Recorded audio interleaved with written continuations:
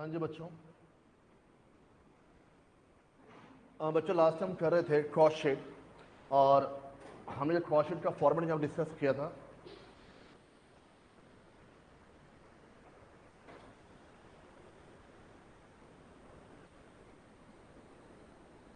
तो बच्चों इस फॉर्मेट के अंदर आप सेल प्राइस कंप्यूट करते हैं।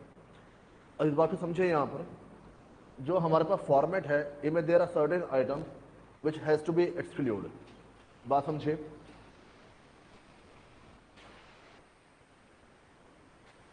मुझे अपनी कोचिंग की फीस निकालनी है, cost plus profit, sale value यहाँ पर आ जाएगी। अब मुझे कॉस्टिंग के लिए मैंने जो मटेरियल है, जो लेबर है, जो ओवरहेड से प्लस कर दिया। इसके अलावा मैंने क्या किया, जो इनकम टैक्स है वो भी इसमें प्लस कर दिया।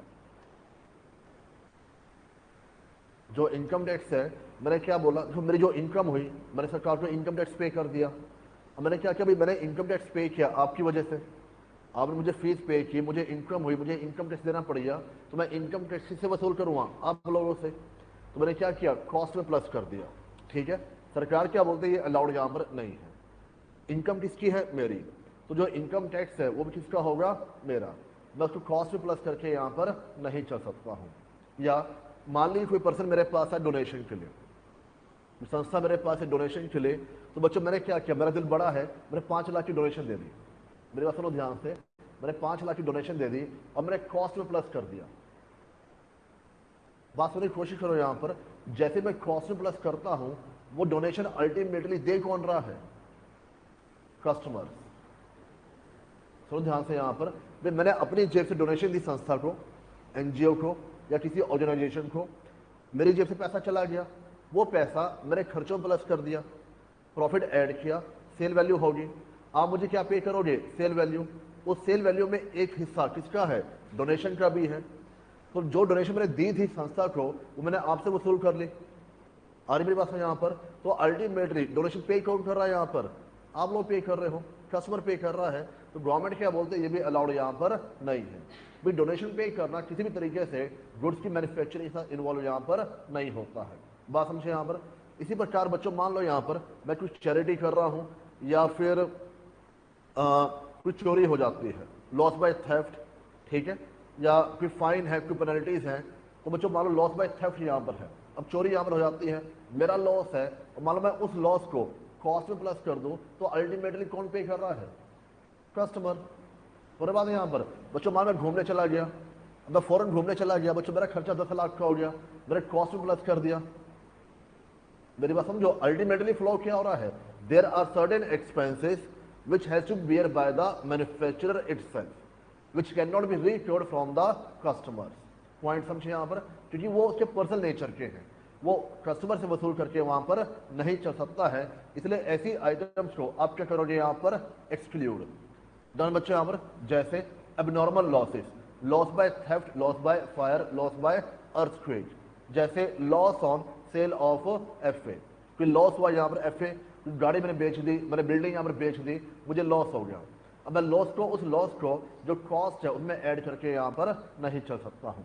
जैसे कोई इंटेंजिबल असेट्स है, मैं उनको राइट ऑफ करके यहाँ पर चल रहा हूँ। जैसे प्रिलिमिनरी एक्सपेंसेस, राइट ऑफ।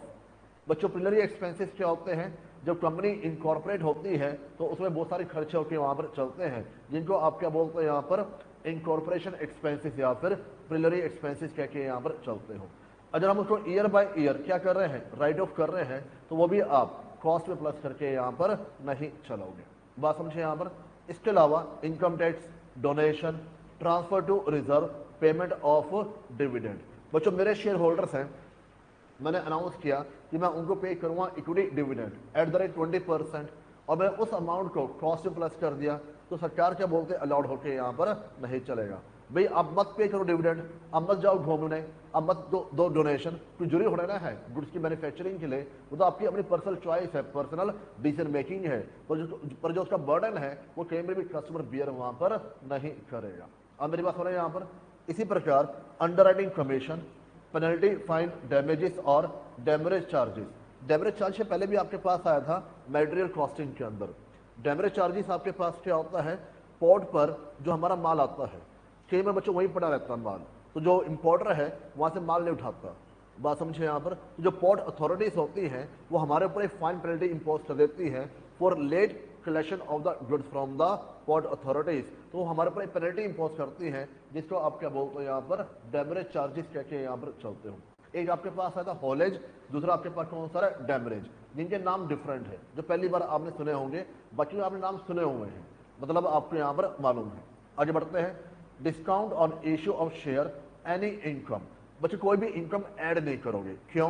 कि हमारा ऑब्जेक्टिव क्या है यहाँ पर, कॉस्ट निकाल के यहाँ पर चलना, तो कोई भी इनकम प्लस करके यहाँ पर नहीं चलोगे। अब मेरे पास सुनना ध्यान से, आपने अकाउंट्स पढ़ा हुआ है, अकाउंट्स में आप क्या बनाते हो, प्रॉफिट एंड लॉस अकाउंट। बच्चों वहां पर हमारा ऑब्जेक्टिव क्या होता है, बिजनेस से हमें कितना प्रॉफिट हुआ from any kind of activities, normal, abnormal, ordinary, extra ordinary, income, expense, सारी आइटम लेके वहां पर चलते हो। वहां पर ये नहीं सोचते कि आइटम प्लस होनी चाहिए या फिर नहीं होनी चाहिए। वहां क्राइटेरिया आपके पास क्या होता है, रेवेन्यू नेचर का या फिर कैपिटल नेचर का है। पॉइंट समझिए यहाँ पर, कॉस्टिंग के अंदर कॉस्ट शीट का ऑब्जेक्टिव प्रॉफिट निकालना यहाँ पर नहीं है। कॉस्ट शीट का ऑब्जेक्टिव आपके पास क्या है, कॉस्ट डिटरमाइन करके यहाँ पर चलना। इसलिए आप एवरी काइंड ऑफ इंफॉर्मेशन लेके यहाँ पर नहीं चलोगे, आप फिर वही इंफॉर्मेशन लोगे जो आपकी गुड्स मैन्युफैक्चरिंग में यहाँ पर इन्वॉल्व है। आई होप आप मेरी बात समझ पा रहे होंगे। यहाँ पर जो लिस्ट बच्चे यहाँ पर है, इसमें सारी आइटम वो है जिसका गुड्स मैन्युफैक्चरिंग में कोई रोल यहाँ पर नहीं है। मेरी बात समझे बच्चे यहाँ पर? इसलिए इन आइटम्स को आप क्या करोगे यहाँ पर, एक्सक्लूड। मैंने वर्ड क्या इस्तेमाल किया यहाँ पर, एक्सक्लूड। मैंने वर्ड ये इस्तेमाल नहीं किया यहाँ पर, डिडक्ट। दोनों में फर्क है। डिडक्ट आपके पास क्या होता है, माइनस करना। मैं ये नहीं कह रहा माइनस करना है, मैं क्या बोल रहा हूँ, ना प्लस करोगे ना माइनस करोगे, ऐसी आइटम को आप इग्नोर करके यहाँ पर चलोगे। डन बच्चे, यहाँ पर हो जाएगा। यहाँ तो कोई डाउट? आगे बढ़े यहाँ पर बच्चों। इसके अलावा अब आप क्वेश्चन नंबर 2 पढ़िए। पढ़ो बच्चों फटाफट क्वेश्चन नंबर 2। ये काफी इंपॉर्टेंट चैप्टर है, हर बार एग्जाम में क्वेश्चन यहां से आ रहा है from the cost sheet.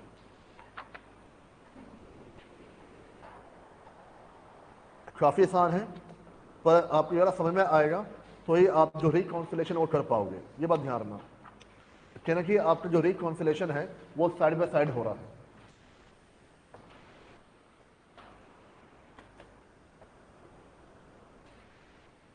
Question number 2।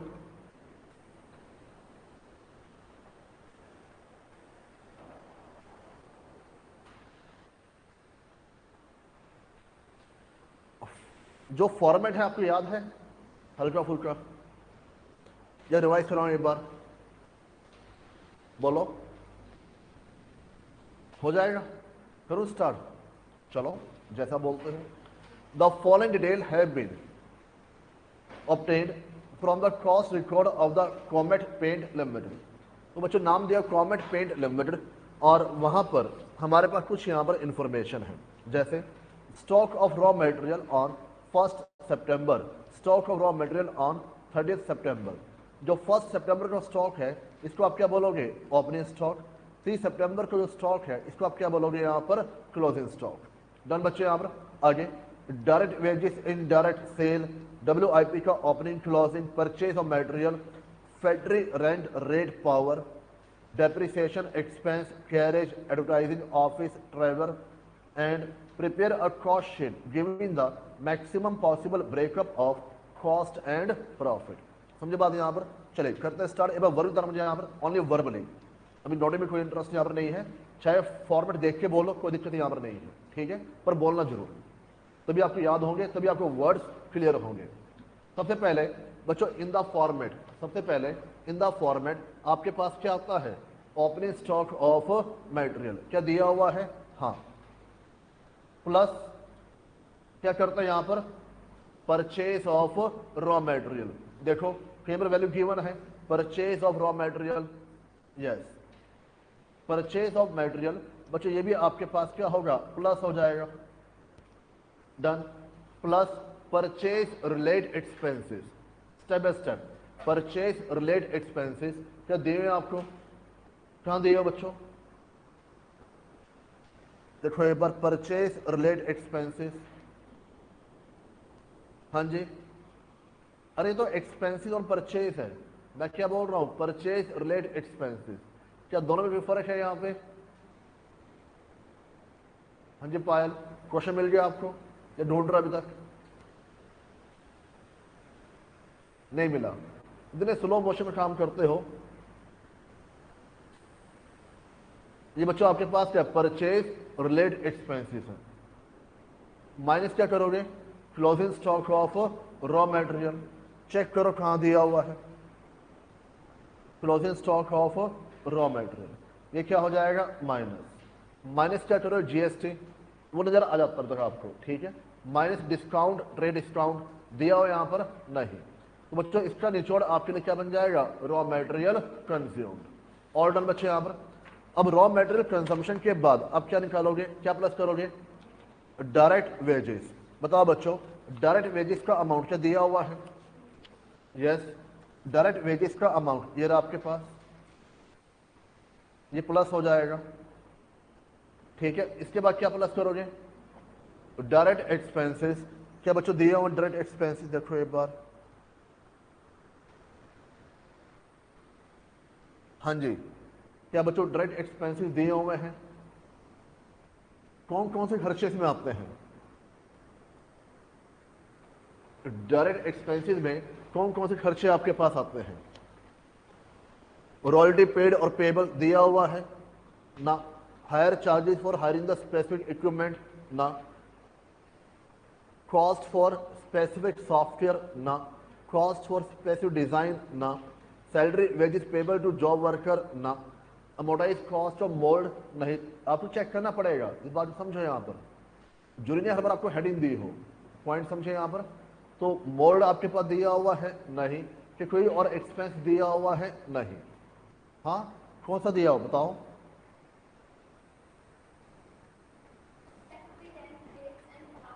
हाँ जी, बिल्कुल अलग हुआ, हाँ जी, डन बच्चे यहां पर। इनको प्लस किया तो आपके पास क्या आ जाएगी, प्राइम कॉस्ट। प्राइम कॉस्ट में क्या प्लस करोगे, अरे बोलो ना, थक गए क्या आप लोग, ऐसे और काम चलेगा, एसी चल रहा है, एक एसी और चला लो। बच्चों कौन से खर्चे प्लस करोगे, अगर ऐसे मरे मरे बैठना है तो आधा घंटा ब्रेक का फायदा क्या है, वो काम तो वैसे भी हो जाएगा। जब ब्रेक में बाहर जाते हो तो पूरी एनर्जी से बाहर जाते हो, तो आपकी आवाज ऊपर तक पहुंचती है। थोड़ी बात है यहां पर। तो आपके पास बच्चों यहां पर फैक्ट्री ओवरहेड्स में कौन कौन खर्चे यहां पर दिए हुए हैं, फैक्ट्री ओवरहेड्स में पहला खर्चा कौन सा आ जाएगा, इनडायरेक्ट वेजेस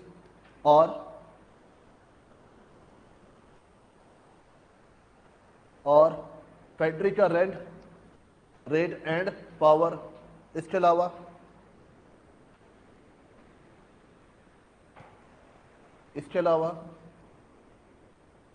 डेप्रिसिएशन। अरे बाकी जवाब दो, तुमने फ्री बच्चों फीस दे रखी है क्या, जवाब दो यहां पर। इसके अलावा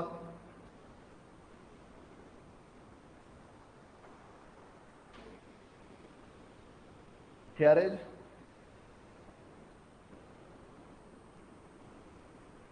advertisement, factory overhead.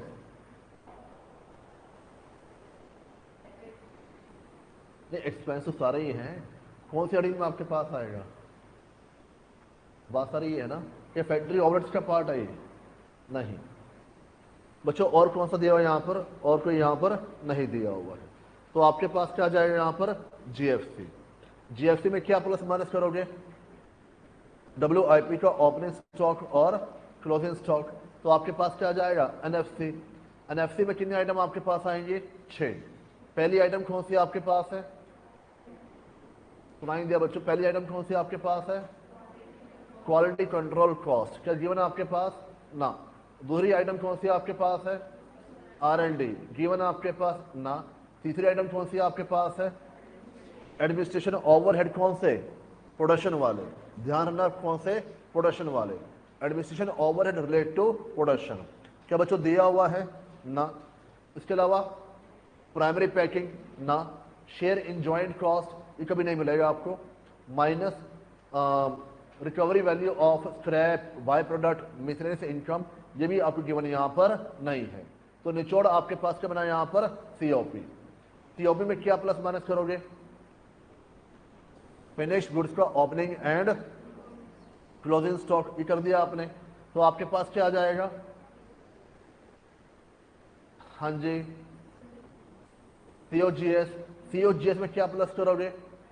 Administration overhead, कौन से यहां पर? जनरल। ये दिया बच्चों, ऑफिस का रेंट, ऑफिस का रेंट। सबसे बात यहां पर, इसके अलावा मार्केटिंग ओवरहेड्स, जिसमें क्या शामिल होता है? सेलिंग और डिस्ट्रीब्यूशन। इनमें कौन सा आपके पास आ जाएगा? एडवर्टाइजमेंट। डन तानिया? एड का ऑब्जेक्टिव आपके पास जो प्लस तो होना ही अल्टीमेटली, पर पॉइंट ए प्लस काम रहेगा, ऊपर नीचे की साइड के अंदर प्लस होगा, ये आपके लिए इंपॉर्टेंट है। इसके अलावा और कौन सा खर्चा आ सकता है यहाँ पर? Traveller wages and commission. भाई जो जो पर्सन ट्रैवलिंग करते हैं वो इतने कौन होता है आपके पास? Sale agent. तो सेल एजेंट को क्या पे कर रहे हो? कमीशन। हमेशा सोचो ट्रिगर पॉइंट क्या है, खर्चा हो क्यों रहा है। जब आपको ये मालूम हो खर्चा हो क्यों रहा है, अपने आप आपको हेड मालूम चल जाएगा। और इसके अलावा ये कैरेज आउटवर्ड्स क्या होता है? एक होता है कैरेज इनवर्ड्स, दूसरा आपके पास कैरेज आउटवर्ड्स। बच्चों कैरेज आउटवर्ड्स आपके पास, जो आपने माल बेचा, तो बेचने के बाद जब आप डिलीवर करते हो तो ट्रांसपोर्टेशन चार्जेस को आप क्या बोलते हैं यहाँ पर? Carriage outwards. क्लाइंट के घर पर माल पहुंचाने के लिए जो डिलीवरी चार्जेस पे किए गए, इसको आप क्या बोलते हो? Carriage outwards. यानी बच्चों किसका पार्ट हो जाएगा? मार्केटिंग ओवरहेड्स का। बात समझे यहाँ पर? इसके अलावा आपके पास और कोई यहाँ पर नहीं है, तो आपके पास कॉस्ट ऑफ सेल आ जाएगी। सेल की वैल्यू गिवन है, तो डिफरेंशियल अमाउंट क्या बन जाएगा यहाँ पर? प्रॉफिट। डन बच्चे? यहाँ पर देखिए एक बार, सबसे पहले हमें चाहिए opening stock of raw material 75,500 plus purchases, purchase related expense, closing stock. तो टोटल आपके पास क्या आ गया? Raw material consumed. डन बच्चे? यहाँ पर इसमें क्या प्लस करोगे? वेजेस। डायरेक्ट एक्सपेंस गिवन आपको नहीं है, तो आपके पास क्या आ जाएगी? Prime cost. Prime cost mention करिए या डायरेक्ट कॉस्ट मेंशन करिए, एक ही वर्ड आपको इस्तेमाल करके यहाँ पर चलना है। प्लस क्या करोगे? Factory overheads. और फैक्ट्री ओवरहेड में तीन आइटम आपके पास थे, इनडायरेक्ट, फैक्ट्री रेंट और डेप्रिसिएशन। बच्चों डेप्रिसिएशन किसका दिया हुआ है? प्लांट मशीनरी का। प्लांट कहाँ पर होता है आमतौर पर? फैक्ट्री के अंदर। आ रही बात में यहाँ पर, तो आपके पास क्या आ जाएगा? जीएफसी। जीएफसी में आप प्लस माइनस क्या करोगे? डब्ल्यूआईपी का स्टॉक। तो आपके पास क्या आ जाएगा? एनएफसी।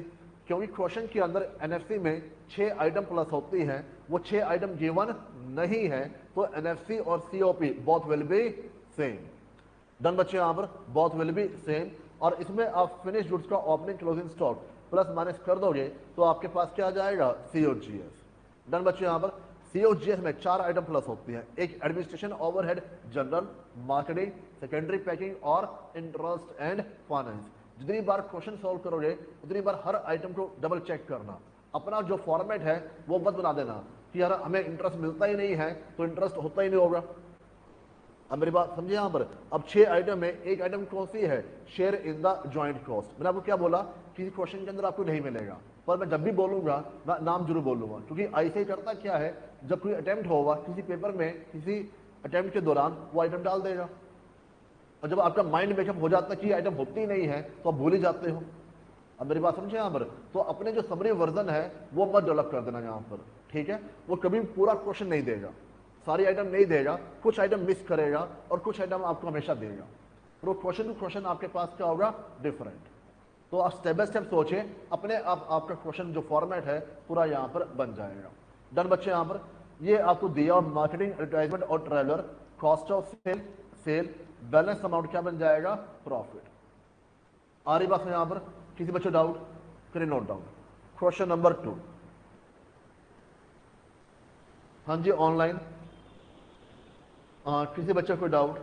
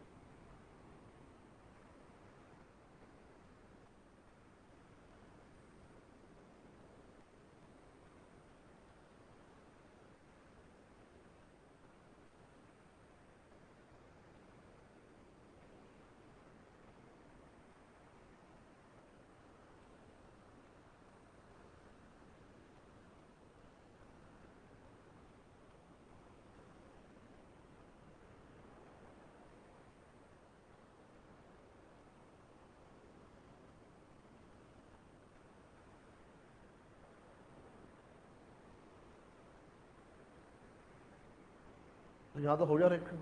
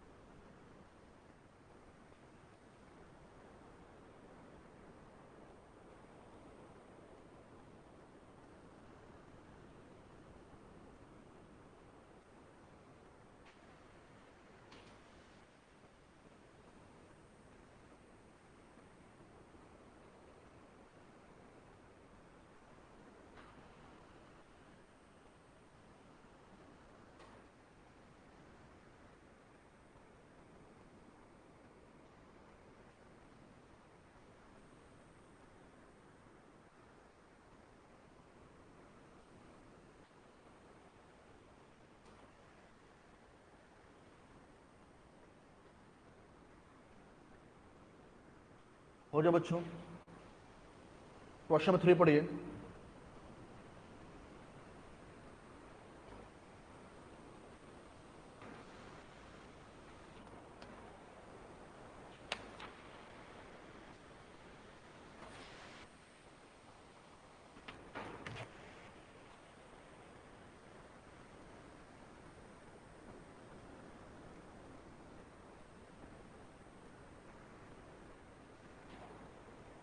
हाँ देखिए, आपके पास गिवन है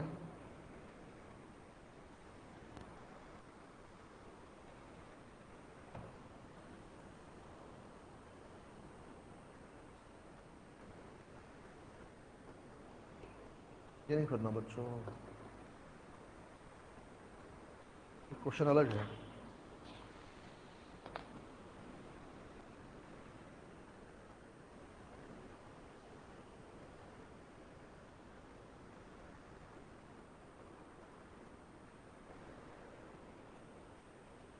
क्वेश्चन नंबर 7 पढ़िए।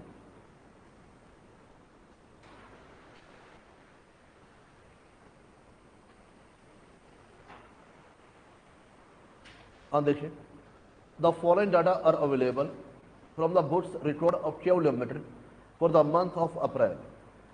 डायरेक्ट लेबर कॉस्ट 1,20,000 और हमें क्या बोल रहा है 120% ऑफ फैक्ट्री ओवरहेड्स। इस लाइन को पढ़े समझे बच्चों। लेबर कॉस्ट हमारे पास कितनी है 120% of factory overheads, 120% of factory overheads. क्या कोई फॉर्मूला आपके पास है? नहीं। क्या क्वेश्चन मनमर्जी है? हाँ। ऐसे आपको बहुत सारी चीजें मिलेगी जहां पर क्वेश्चन अपने तरीके से आपको वैल्यू डिफाइन कर देगा। बात समझे। यहां पर लेबर कॉस्ट का अमाउंट कितना दिया हुआ है 1,20,000, 120% ऑफ फैक्ट्री ओवरहेड्स। तो एक चीज बताओ, फैक्ट्री ओवरहेड्स की वैल्यू कितनी आ जाएगी 1 लाख। समझते बात। यहां पर आगे बढ़े। कॉस्ट ऑफ सेल दिया हुआ है, सेल दिया हुआ है, आपको आइडिया हो जाना चाहिए। और कॉस्ट ऑफ सेल है यानी कहना चाहिए रिवर्स कैलकुलेशन यहां पर होंगी। आगे इन्वेंट्री, बच्चों इन्वेंट्री क्या होता है? Raw material WIP and finish goods. Raw material WIP and finish goods का opening and closing stock. Done बच्चों यहां पर। आगे अदर डिटेल, सेलिंग एक्सपेंस और एडमिनिस्ट्रेशन एक्सपेंस, ये बच्चों आपको यहां पर दिए हुए हैं। कुछ वैल्यूज आपको यहां पर निकालनी है, यानी अगर आपका बनेगा फॉर्मेट तो वैल्यू अपने आप आ जाएंगे। अब आरामदायी मुझे यहां सबसे पहले फॉर्मेट के अंदर सबसे पहले कौन सी वैल्यू आपके पास आएगी? Opening stock of raw material क्या दिया हुआ है? क्या दिया हुआ है? हाँ, कितना दिया हुआ है? 20,000 रुपए। प्लस क्या करोगे? परचेजेस कितना दिया हुआ है? परचेजेस कितना दिया हुआ है? नहीं दिया हुआ। प्लस परचेज रिलेटेड एक्सपेंस कितने दिए हुए हैं? नहीं दिए हुए। Minus closing stock of raw material कितना दिया हुआ है? 25,000 रुपए। माइनस GST की जानकारी नहीं है, डिस्काउंट की जानकारी यहां पर नहीं है, तो आपके पास बैलेंस अमाउंट क्या बन जाएगा? Raw material consume. सोचिए आराम से मैं क्या बोल रहा हूं। आपके पास सबसे पहले क्या आता है? Opening stock of raw material. ये बच्चों आपके पास अमाउंट है 20,000 रुपए। परचेज की इंफॉर्मेशन नहीं है, परचेज रिलेटेड एक्सपेंस की इंफॉर्मेशन नहीं है। क्लोजिंग स्टॉक बच्चों दिया हुआ है 70 था, इसे कितना है? 25,000 रुपए। तो क्या मेरे पास रॉ मटेरियल कंज्यूम्ड आ सकता है?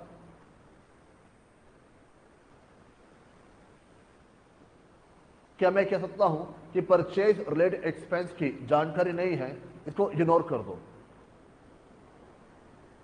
क्या मैं कह सकता हूं परचेज की जानकारी नहीं है, इसको भी इग्नोर कर दो? जब मैंने बोला GST जानकारी नहीं है, आपने इग्नोर कर दिया। जब मैंने डिस्काउंट की जानकारी नहीं है, आपने इग्नोर कर दिया। तो यहां पे क्या दिक्कत है? अब मेरी बात हो रहा है यहां पर? यही खेल आपको सीखना है यहां पर, कब किस वैल्यू को इग्नोर करना है और कहां पे इग्नोर नहीं करना है।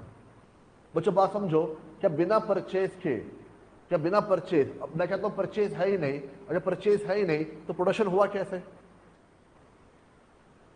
परचेज तो किया होगा, परचेज है नहीं। ओपनिंग स्टॉक 20,000 का, क्लोजिंग 25,000 का है, अपने आप ही मतलब जितना स्टॉक मेरे पास शुरुआत में था, एंड में उससे ज्यादा स्टॉक मेरे पास आ गया। रीड करो बच्चों, यहां पर सिर्फ डाटा पर फीड करो। आप कोई रोबोट यहां पर नहीं हो, आप ह्यूमन बीइंग हो। अब मेरी बात समझे यहां पर? तो परचेज तो होना चाहिए, नहीं है मेरे पास कोई बात नहीं, पर ये इंफॉर्मेशन मेरे लिए एक तरीके से क्या हो जाएगी? मिसिंग इंफॉर्मेशन हो जाएगी। ये रेलिवेंट इंफॉर्मेशन है, बिना इसके बात बन नहीं सकती। परचेज रिलेटेड एक्सपेंस नहीं दिया हुआ है, वो इग्नोरेबल है। GST नहीं दिया हुआ है, इग्नोरेबल है। बात समझे यहां पर? ये मालूम कैसे चलेगा? आइटम को कंपेयर करो। मान लो एक कंपनी है, कंपनी की इक्विटी शेयर की इंफॉर्मेशन नहीं है, प्रेफरेंस शेयर की इंफॉर्मेशन नहीं है, तो आप ये बोलोगे कि प्रेफरेंस शेयर नहीं दिया कोई बात नहीं, पर कंपनी है और आप ये कह दो इक्विटी शेयर नहीं दिया हुआ, इट इज नॉट पॉसिबल। मेरी बात समझिए यहां पर? इक्विटी शेयर होंगे तो ही तो कंपनी बनी होगी आपके पास यहां पर। तो you have to be wait out कि मेरे पास जो इन्फॉर्मेशन दी हुई है, किसकी जानकारी गिवन नहीं है, वो कितनी रेलिवेंट है। अब बात समझे यहां पर? प्लस बच्चों, अच्छा अब मेरे पास ये वैल्यू नहीं आ सकती, कोई बात नहीं, इसमें क्या प्लस करोगे? डायरेक्ट वेजेस क्या दिया हुआ है? बताओ फटाफट।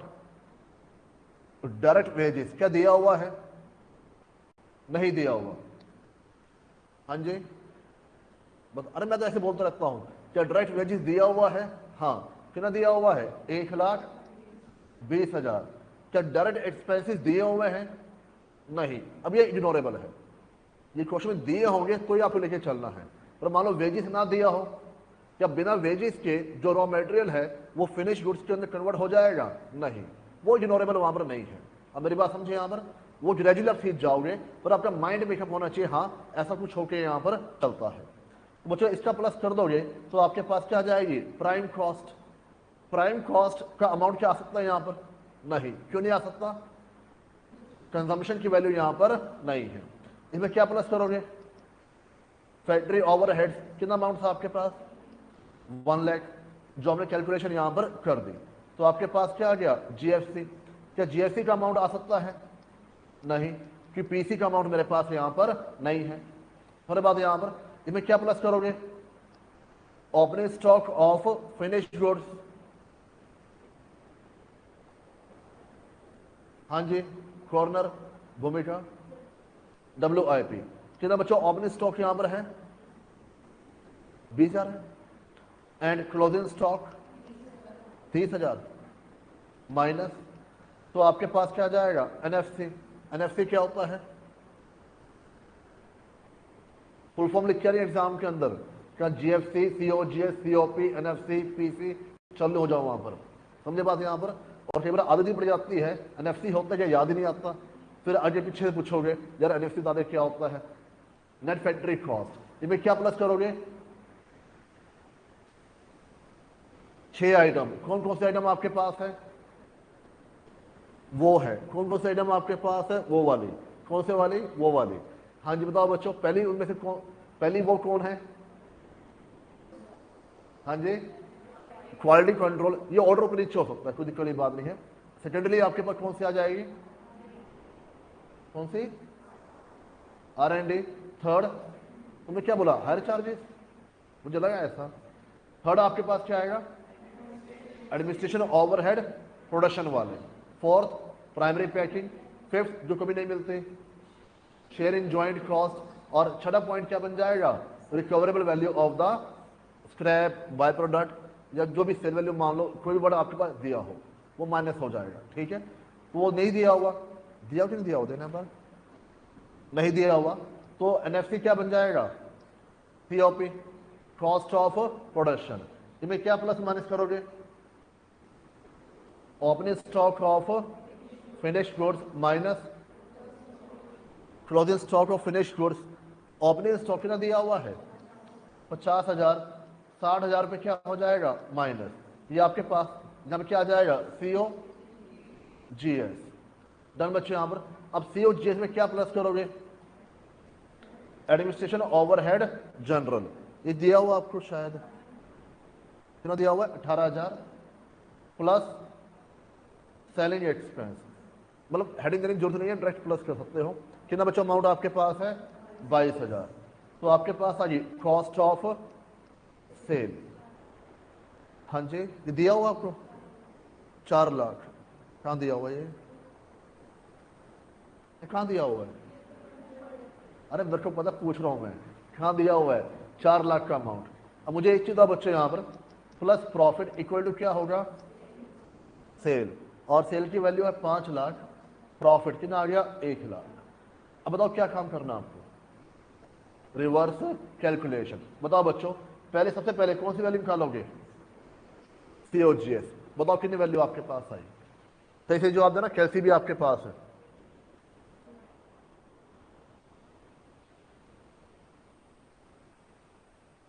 $3,60,000। इसका आपको सुनो मेरी बात, इसका आपको वर्किंग नोट देना है, इसी बात के नंबर है, कैसे भी काम करके बता जाना। थोड़ी बात है यहाँ पर भाई, कैसे भी काम कर दिया और लिख के आए 3,60,000, वो आया कैसे, वो ढूंढ रहा है बेचारा वहां पर। ये बात समझो, जो आपका एग्जामिनर है उसको सब मालूम है, पर ये मान के चलना उसको कुछ नहीं मालूम है, आपकी आंसर शीट ही आपका जवाब होगी। थोड़ी बात बच्चों, बात यहाँ पर आप मौजूद होने वाले वहां पर नहीं हो, तो जितनी आपकी आंसर शीट कंप्लीट होगी उतना आपके नंबर बढ़ने के चांसेस बढ़ जाते हैं। तो रिजल्ट टाइट आए लूज आए वो सब इरेलीवेंट हो जाएगा। बात समझिए यहाँ पर, पेपर ऐसा अटेम्प्ट करो ना कि 10 नंबर में 10 नंबर आपको मिले, रिजल्ट टाइट भी होगा तभी 6 नंबर देगा। पर मान पेपर ही आपने अटेम्प्ट ऐसा किया कि 10 में से 4 बनते हैं, रिजल्ट टाइट हो गया, 0 हो जाएगा वहां पर। पॉइंट समझे यहाँ पर, तो अपने आप निकल जाओगे।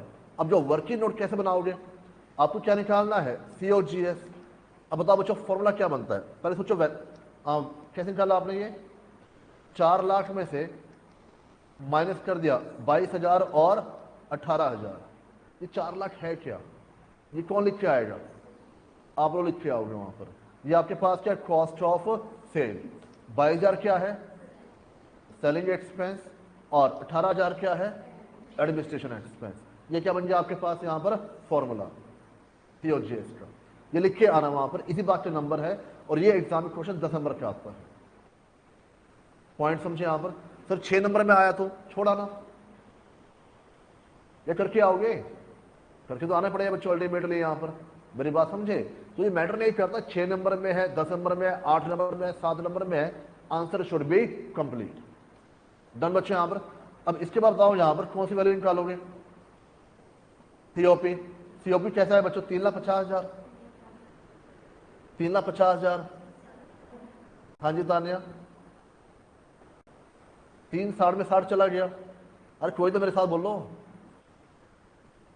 हाँ जी जानवी, ऐसे होना चाहिए।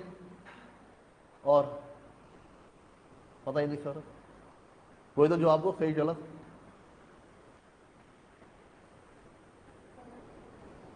चलो 3,10,000। अगेन आपके पास क्या बन जाए? नहीं, 3,70,70 और इसका क्या दोगे यहां पर? Working note. अगेन पॉइंट समझे यहां पर।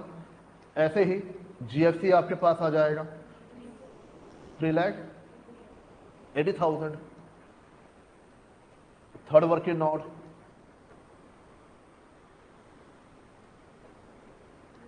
2,80,000। Fourth working note and raw material consumed 160। Fifth working note and purchases.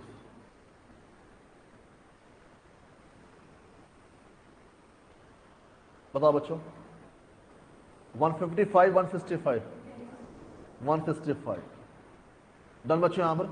अब उसने पूछा क्या यहां पर? अपना आपको वैल्यूज मिल जाएगी। प्राइम कॉस्ट या वर्क कॉस्ट क्या होती है? Factory cost. फैक्ट्री ओवरहेड्स अलग है और फैक्ट्री कॉस्ट अलग है, ये बात ध्यान रखना। फैक्ट्री ओवरहेड्स यानी जो आपके खर्चे हैं, और फैक्ट्री कॉस्ट क्या होती है? जीएफसी और एनएफसी। पॉइंट समझे यहां पर। COP, COGS, cost of sale and profit earn. Done बच्चे यहां पर हो जाएगा, करें नोट डाउन।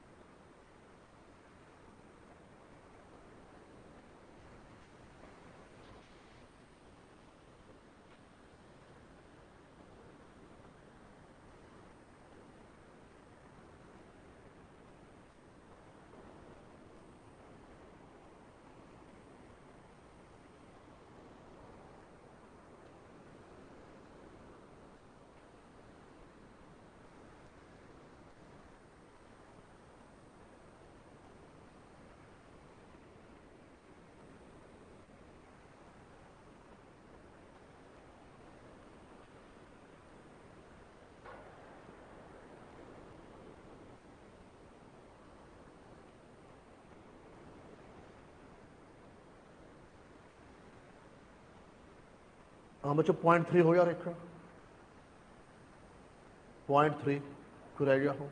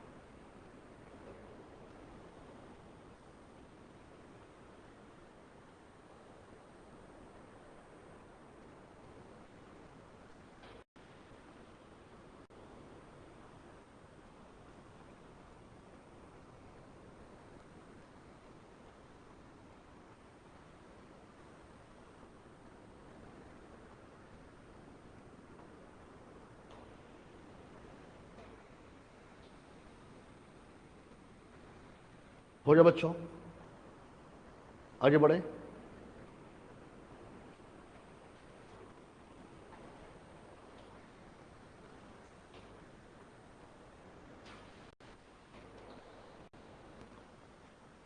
तो बच्चों फिलहाल क्या करते हैं यहां पर, चलो